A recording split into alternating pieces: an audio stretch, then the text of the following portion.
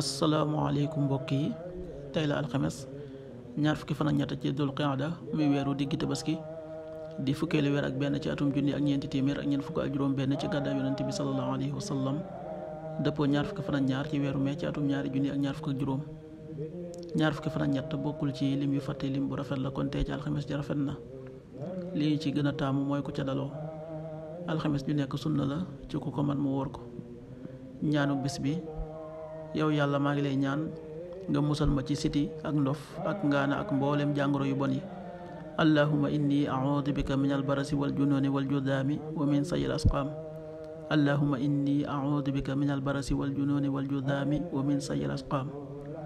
xadiisu bis bi: yonente bi sallallahu alayhi wa sallam nee na amul benn jaam bu di ab jullit buy ñaanal mbokkum jullitam ci fu mu nekkul lu dul ne malaaka mi danaan ko yow it am nga lu toll ne kam li nga ñaanal sa mbokk mi. xadis bi muslim nettali na ko.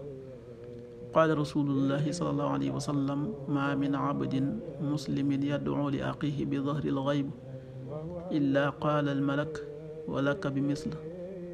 rawaahu muslim.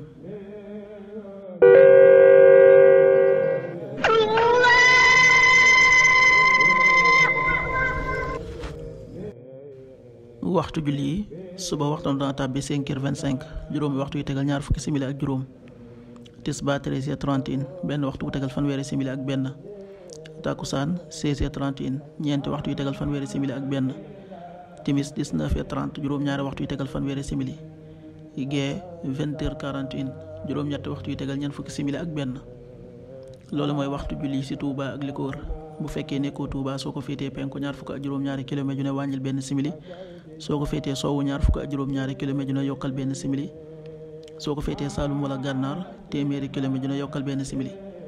jant bi dana fenk 6h40, juróom benn waxtu yu tegal ñeent fukki simili. di so 19h26, juróom-ñaari waxtu yu tegal ñaar fukki simili ak juróom benn. yàlla na nu yàlla nangul te nangul leen, amin.